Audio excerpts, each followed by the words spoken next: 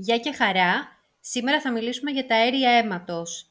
Η παρουσίαση αυτή αφορά κυρίως νοσηλευτές που εργάζονται σε μονάδα εντατικής θεραπείας και γενικά ασχολούνται με βαριά πάσχοντες ασθενείς, αλλά κυρίως για φοιτητές νοσηλευτικής, οι οποίοι προσπαθούν να αποκωδικοποιήσουν αυτό το πολύ δύσκολο κεφάλαιο τόσο για την νοσηλευτική όσο και για την ιατρική. Στόχος της παρουσίασης αυτής είναι να μάθουμε κάποιους απλούς μνημονικούς κανόνες που θα μας βοηθήσουν να αξιολογήσουμε τα αέρια αίματος ενός ασθενή και να βρούμε την βασική διαταραχή του. Δεν θα ασχοληθούμε καθόλου με θεωρία. Οι μόνες έννοιες τις οποίες θα χρησιμοποιήσουμε και τις οποίες καλό είναι να ξέρετε την θεωρία πίσω από αυτές τις έννοιες είναι το pH, η μερική πίεση διοξιδίου του άνθρακα, τα διτανθρακικά, η οξύδωση και η αλκάλωση. Ένα χαρτάκι από τα αέρια αίματος. Βλέπουμε τις έννοιες για τις οποίες είπαμε ότι θα μιλήσουμε. Είναι το pH, η μερική πίεση διοξιδίου του άνθρακα, διτανθρακικά. Σε ένα χαρτί αερίων αίματος θα δούμε και άλλες παραμέτρους, με τις οποίες όμως δεν θα ασχοληθούμε σε αυτή την παρουσίαση. Είπαμε δεν θα πούμε θεωρία. Θέλω μόνο να σας πω ότι αυτή είναι η κλίμακα του pH. Ουδέτερο pH είναι στο 7, τιμές πάνω από 7 έχουμε αλκαλικά διαλύματα, κάτω από 7 οξυδωτικά διαλύματα. Τι γίνεται με το ανθρώπινο σώμα? Το pH του ανθρώπινου σώματος είναι 7,35 με 7,45, όπως βλέπετε δηλαδή είναι λίγο περισσότερο από το ουδέτερο pH, είμαστε ελαφριά αλκαλικοί δηλαδή. Τιμές πάνω από 7,45 αφορούν σε μια διαταραχή που λέγεται αλκάλωση και κάτω από 7,35 έχουμε οξύδωση. Ακραίες τιμές pH οδηγούν στο θάνατο. Όπως γνωρίζετε από τα βιβλία νοσηλευτικής, μια βασική λειτουργία του οργανισμού και κάθε οργανισμού, όχι μόνο του ανθρώπινου οργανισμού, είναι η ομοιόσταση. Τι θα πει ομοιόσταση? Διατήρηση της ισορροπίας του σώματος. Ο οργανισμός θέλει πάντα να επαναφέρει την κατάστασή του στα φυσιολογικά επίπεδα. Όσον αφορά το pH, σε διαταραχές του pH επιστρατεύονται κάποιοι μηχανισμοί που προσπαθούν να το επαναφέρουν στις φυσιολογικές τιμές. Πρώτα δηλαδή, σε μια διαταραχή του pH, πρώτα επιστρατεύονται τα ρυθμιστικά διαλύματα. Αυτά δρούν στα πρώτα δευτερόλεπτα μετά την αποσταθεροποίηση του pH. Στα επόμενα λεπτά έως και ώρες μπαίνει στο παιχνίδι το αναπνευστικό σύστημα, όπου προσπαθεί να επαναφέρει το pH στην σωστή τιμή, στη φυσιολογική τιμή, μέσω της αύξησης ή μείωσης πρόσληψης διοξιδίου του άνθρακα. Τελευταίοι, μετά από ώρες ή και ημέρες, μπαίνουν στο παιχνίδι οι νεφροί, με την αύξηση ή μείωση επαναρρόφησης των διτανθρακικών και αύξηση ή μείωση αποβολής των οξέων από το σώμα. Αυτή η εικόνα σας την δείχνω για να καταλάβετε περίπου τι είναι τα αριθμιστικά διαλύματα. Στο επάνω κομμάτι της εικόνας βλέπουμε ένα διάλειμμα το οποίο δεν είναι ρυθμιστικό διάλειμμα, ένα απλό νεράκι, στο οποίο βλέπουμε ότι εάν προσθέσουμε οξύ ή βάση, το pH ανάλογα γίνεται όξινο ή αλκαλικό. Όμως, όταν προσθέσουμε οξύ ή βάση σε ένα ρυθμιστικό διάλειμμα, βλέπουμε ότι το pH δεν μεταβάλλεται σχεδόν καθόλου. Σκεφτείτε τι θα γινόταν στο ανθρώπινο σώμα, εάν με την παραμικρή αλλαγή στη συγκέντρωση των οξέων και των βάσεων, το pH μας αυξομειώνονταν με τεράστιους ρυθμούς. Αυτό θα είχε τεράστιες επιπτώσεις και θα ήταν μια κατάσταση που θα ήταν ασύμβατη με τη ζωή. Για ποιο λόγο χρειάζεται το pH στο ανθρώπινο σώμα να είναι σταθερό? Μα φυσικά για να γίνονται όλες οι διαδικασίες του μεταβολισμού, για να γίνονται οι άπειρες ενζυμικές αντιδράσεις που γίνονται στον οργανισμό, για να γίνεται, ένα άλλο παράδειγμα, σωστά η ηλεκτρική δραστηριότητα της καρδιάς. Γι' αυτό τον λόγο και όλες οι διαταραχές του pH, ένα από τα πρώτα πράγματα που θα δούμε θα είναι αρρυθμίες στην καρδιά, Εάν το pH δεν διορθωθεί, μπορεί να οδηγηθούμε και σε ανακοπή. Δεν λέμε τίποτα άλλο για θεωρία, μπαίνουμε λιγάκι στους μνημονικούς μας κανόνες. Το μόνο που πρέπει να θυμάστε είναι η φυσιολογική τιμή του pH του ανθρώπινου οργανισμού. Είναι 735 με 745, αυτή είναι μία τιμή που θα πρέπει να την θυμάστε. Από εκεί και πέρα, τα υπόλοιπα είναι πολύ εύκολα. Δηλαδή, βγάζεις το 7 από το pH, έχεις δύο αριθμούς, 35 με 45, και μόλις βρήκαμε τις φυσιολογικές τιμές της μερικής πίεσης του διοξιδίου του άνθρακα. Όσον αφορά τα διτανθρακικά, 22 με 26, επίσης και αυτό πρέπει να το θυμάστε, δεν υπάρχει κάποιος φοβερός μνημονικός κανόνας.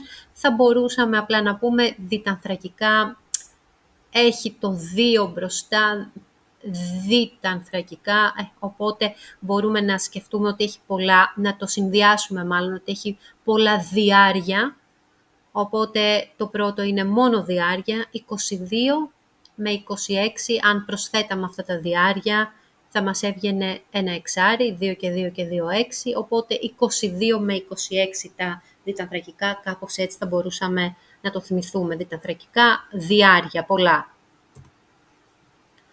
Λοιπόν, να δούμε τώρα, ανάλογα με την αύξηση, την μείωση του pH, του διοξιδίου και των διτανθρακικών, εάν έχουμε οξύδωση ή αλκάλωση. Επίσης είναι κάτι δύσκολο που όλοι πραγματικά μπερδευόμαστε. Με αυτόν τον μνημονικό κανόνα που πιστεύω μπορεί να σας φανεί αστείος, πιστέψτε με όμως ότι όταν κολλήσετε αυτός ο μνημονικός κανόνας μπορεί να σας σώσει. Τι έχει να κάνει? Ας πάρουμε πρώτα το pH. Τι γίνεται όταν έχουμε αυξημένο pH, δηλαδή τιμές πάνω από 7,45, για να σκεφτούμε, να δίνουμε έμφαση. Έχουμε ένα αυξημένο pH. Τι έχουμε? Τα πολλά α μας οδηγούν να σκεφτούμε την αλκάλωση. Ξεκινάει από α. pH, αυξημένο, αλκάλωση. Άρα ένα μειωμένο pH έχουμε οξέωση. Πάμε να δούμε τι γίνεται σε ένα αυξημένο διοξίδιο. Πολλά ξου στο αυξημένο διοξίδιο, άρα έχουμε οξέωση. Και όπως κάτι που θέλω να θυμάστε, ότι έχει σχέση με διοξίδιο, το είδαμε και πριν στη διαφάνεια, έχει να κάνει με την αναπνοή. Άρα, τι διαταραχή έχουμε? Αναπνευστική. Άρα, αυξημένο διοξίδιο έχουμε αναπνευστική οξέωση. Μειωμένο διοξίδιο έχουμε το αντίθετο. Αναπνευστική αλκάλωση. Στα διτανθρακικά γίνεται ακριβώς το ίδιο με το pH, έχουν την ίδια κατάληξη. Άρα, αυξημένα διτανθρακικά μας οδηγεί να σκεφτούμε ότι θα έχουμε αλκάλωση. Και άρα, μειωμένα, και συγγνώμη, τι αλκάλωση είναι αυτή? Μεταβολική. Ό,τι έχει να κάνει με διτανθρακικά, θα σκεφτόμαστε ότι θα το χαρακτηρίσουμε μπροστά, θα βάλουμε τη λέξη μεταβολικό. Άρα τώρα εδώ έχουμε μεταβολική αλκάλωση. Μειωμένα διτανθρακικά, μεταβολική οξέωση. Εδώ σε αυτό το πινακάκι μπορείτε κάπου να το σημειώσετε. Μαζεύω ό,τι σας είπα. Οπότε έχουμε σε αυξημένο pH έχουμε αλκάλωση. Και για να δούμε στην πορεία τι διαταραχή είναι η διαταραχή του pH, κοιτάμε το διοξίδιο και τα διτανθρακικά. Θα τα δούμε στη συνέχεια, μην μπλέκεστε. Εμένα με νοιάζει μόνο να μπορέσετε να κατευθείαν να βρίσκετε. Εάν έχουμε αυξημένο pH, τι είναι, ή μειωμένο. Εάν έχουμε διαταραχή στο διοξίδιο, τι είναι. Αν έχουμε διαταραχή στα διτανθρακικά, να μπορείτε να τα χαρακτηρίζετε. Αφού χαρακτηρίσουμε την διαταραχή ως αναπνευστική αλκάλωση, αναπνευστική οξέωση, μεταβολική οξέωση, μεταβολική αλκάλωση, το επόμενο κομμάτι που μας ενδιαφέρει είναι αν έχουμε αντιρρόπηση. Δηλαδή, αυτό που είπαμε περί ομοιόστασης πριν, εάν δηλαδή ο οργανισμός μπαίνει στη διαδικασία να προσπαθήσει να διορθώσει το pH. Αντιρρόπηση τι θα πει? Να δούμε για παράδειγμα ότι έχει αναπνευστική αλκάλωση φερρυπίν, ότι έχει μειωμένο διοξίδιο και θα πούμε ότι γίνεται μία προσπάθεια αντιρρόπησης εάν αρχίσει να γίνεται μία μεταβολή στα διτανθρακικά. Μη σας μπερδεύω παραπάνω, θα δούμε στην πορεία πότε έχουμε αντιρρόπηση και πότε όχι. Ένα τρίτο που θα δούμε, δεν θα ασχοληθούμε όμως καθόλου σε αυτή την παρουσίαση, είναι αν η διαταραχή είναι απλή ή μεικτή. Αυτό ενδεχομένως να το δούμε σε ένα επόμενο βιντεάκι. Εμείς τώρα θα μάθουμε τι διαταραχή έχουμε και αν έχουμε αντιρρόπηση ή όχι. Λοιπόν, δύσκολα πράγματα, δύσκολες έννοιες, θέλει πολύ διάβασμα για να το καταλάβετε. Εγώ θα σας δείξω έναν πολύ απλό τρόπο, με την γνωστή μας τρίλιζα των παιδικών μας χρόνων, όπου πιστέψτε με, θα ζητάτε ένα πρόχειρο χαρτί, θα κάνετε την τρίλιζα, είτε είναι προφορικές είτε γραπτές εξετάσεις, θα κάνετε αυτή την τρίλιζα και κατευθείαν θα βρίσκετε ο ασθενής τι διαταραχή έχει. Λοιπόν, θα φτιάξετε μία τρίλιζα, στην πάνω οριζόντια γραμμή θα γράψετε οξέωση, φυσιολογικό, αλκάλωση. Πάμε να δούμε τώρα έναν ασθενή. Ένας ασθενής έχει pH 7,26, διοξίδιο του άνθρακα 51, διτανθρακικά 25. Το σκονάκι αυτό δεν θα είναι σκονάκι κανονικό, απαγορεύονται τα σκονάκια, θα είναι σκονάκι στο μυαλό μας. Αυτά θα τα μάθετε απ' έξω, είπαμε. Λοιπόν, pH 7,26 είπαμε, αυξημένο pH, αλκάλωση. Εδώ όμως έχουμε μειωμένο pH, άρα οξέωση. Γράφουμε λοιπόν το pH στην στήλη της οξέωσης. Διοξίδιο του άνθρακα, 51, αυξημένο είναι το διοξίδιο. Τι είπαμε, διοξίδιο, αυξημένο, άρα έχουμε οξέωση. Τα διτανθρακικά μας, τα διτανθρακικά 25, στα φυσιολογικά τους είναι. Για να συμπληρώσουμε, δεν έχει σημασία πού θα τα τοποθετήσουμε, πάνω ή κάτω σε ποια από τα δύο τετραγωνάκια, φτάνει να είναι στη στήλη που λέει φυσιολογικό. Λοιπόν, πού κάνουμε τρίλιζα? Κάνουμε τρίλιζα στην πρώτη στήλη, δηλαδή στην στήλη της οξέωσης. Και σε αυτή την στήλη, τι έχουμε? Έχουμε το διοξίδιο, τη μερική πίεση διοξιδίου. Άρα την οξέωση, γιατί είπαμε πάντα δεν μας αρκεί να λέμε αν έχουμε οξέωση ή αλκάλωση, θέλουμε να το χαρακτηρίζουμε κιόλας. Για να χαρακτηρίσουμε λοιπόν εδώ την οξέωση, κοιτάμε στην στήλη της οξέωσης, του προβλήματός μας, τι υπάρχει. Υπάρχει μερική πίεση διοξιδίου, άρα το πρόβλημά μας οφείλεται στο διοξίδιο του άνθρακα. Άρα έχουμε αναπνευστική οξέωση. Τα διτανθρακικά μας είναι φυσιολογικά, οπότε έχουμε μία απλή διαταραχή που λέγεται αναπνευστική οξέωση. Δεν υπάρχει αντιρρόπηση δηλαδή. Για να δούμε ένα παράδειγμα με αντιρρόπηση. Πάμε. pH 7,26, πάλι μειωμένο. Δηλαδή είπαμε το pH αλκάλωση, άρα τώρα εδώ δεν έχουμε αυξημένο pH, έχουμε το αντίθετο, έχουμε οξέωση. Λοιπόν, το διοξίδιο του άνθρακα, η μερική πίεση διοξιδίου, 51. Τι είπαμε, αυξημένο διοξίδιο, 51. Οξέωση. Η τρίλιζά μας πάλι βρίσκεται στην στήλη της οξέωσης και στη στήλη της οξέωσης υπάρχει το διοξίδιο, άρα έχουμε αναπνευστική οξέωση. Για να δούμε όμως τι γίνεται με τα διτανθρακικά. Εδώ, σε αντίθεση με πριν που τα διτανθρακικά ήταν φυσιολογικά, βλέπουμε ότι τα διτανθρακικά είναι αυξημένα, δηλαδή διτανθρακικά έχουμε αλκάλωση. Και τι αλκάλωση είναι αυτή? Μεταβολική. Άρα, ποια είναι η διαταραχή μας? Η διαταραχή μας, η βασική, πάντα θα θυμάστε, δεν πάνε να είναι όλα διαταραγμένα. Εμάς, η βασική μας διαταραχή θα χαρακτηρίζεται από εκεί που κάνουμε τρίλιζα. Ωραία. Δεν μας νοιάζει που τα διτανθρακικά είναι διαταραγμένα, είναι εκτός φυσιολογικών ορίων, γιατί δεν κάνει τρίλιζα στο κομμάτι της αλκάλωσης. Μας νοιάζει η στήλη που κάνει τρίλιζα. Εδώ λοιπόν ο ασθενής μας έχει οξέωση. Και τι οξέωση? Πάμε στην στήλη της οξέωσης.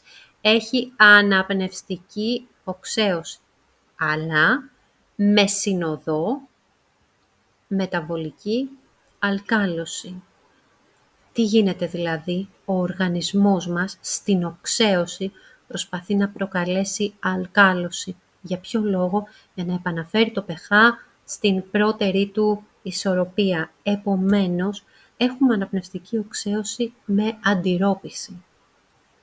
Εντάξει, ενώ στο προηγούμενο παράδειγμα δεν είχαμε αντιρρόπηση, γιατί τα διτανθρακικά ήταν στη στήλη του φυσιολογικού. Πάμε να δούμε ένα άλλο παράδειγμα. Αυτές είναι οι τιμές. Το pH είναι αυξημένο. pH αλκάλωση. Το βάζουμε λοιπόν στην στήλη της αλκάλωσης. Πάμε να δούμε. Διοξείδιο του άνθρακα. Διοξείδιο του άνθρακα 31. Τι είχαμε πει? Διοξείδιο, οξέωση. Εδώ έχουμε χαμηλό διοξείδιο, άρα έχουμε το αντίστροφο. Το αντίθετο, έχουμε αλκάλωση. Επομένως, τρίλιζα γίνεται στην στήλη της αλκάλωσης. Και όπως είπαμε, εκεί που γίνεται τρίλιζα, εδώ καταλαβαίνουμε ποια είναι η βασική μας διαταραχή. Δεν θέλω να μπερδεύεστε σε αυτό, η διαταραχή είναι από την στήλη που κάνει τρίλιζα. Άρα η στήλη που κάνει τρίλιζα είναι η αλκάλωση και στην αυτή τη στήλη έχουμε διοξείδιο. Άρα έχουμε αναπνευστική αλκάλωση. Τι γίνεται όμως με τα διτανθρακικά μας? Για πάμε να δούμε. Είναι οξεωτικά, είναι χαμηλότερα από 22, άρα έχουμε μεταβολική οξέωση. Η διαταραχή μας λοιπόν είναι αναπνευστική αλκάλωση με συνοδό μεταβολική οξέωση. Δηλαδή έχουμε αναπνευστική αλκάλωση με αντιρρόπηση. Σας το ξαναλέω, σε περίπτωση που δεν έγινα σαφής, εμείς χαρακτηρίζουμε την διαταραχή από την στήλη που μας φτιάχνει η τρίλιζα. Εδώ δεν μπορούμε να πούμε ότι η βασική μας διαταραχή είναι η μεταβολική οξέωση, γιατί σε αυτό το εδώ την στήλη δεν έχουμε φτιάξει τρίλιζα. Αυτό είναι η συνοδός διαταραχή, η αντιρρόπηση. Δεν έχει φτιαχτεί τρίλιζα, οπότε κοιτάμε πάντα που φτιάχνουμε τρίλιζα και μετά κοιτάμε εάν η άλλη παράμετρος που απομένει βρίσκεται στην στήλη του φυσιολογικού. Εάν βρίσκεται στη στήλη του φυσιολογικού σημαίνει ότι δεν έχει αρχίσει η αντιρρόπηση, άρα δεν έχουμε αντιρρόπηση, ενώ εάν βρίσκεται στην άλλη στήλη, εάν η άλλη παράμετρος αρχίζει να βγαίνει εκτός φυσιολογικών ορίων, σημαίνει ότι ο οργανισμός αρχίζει να κάνει προσπάθειες αντιρρόπησης.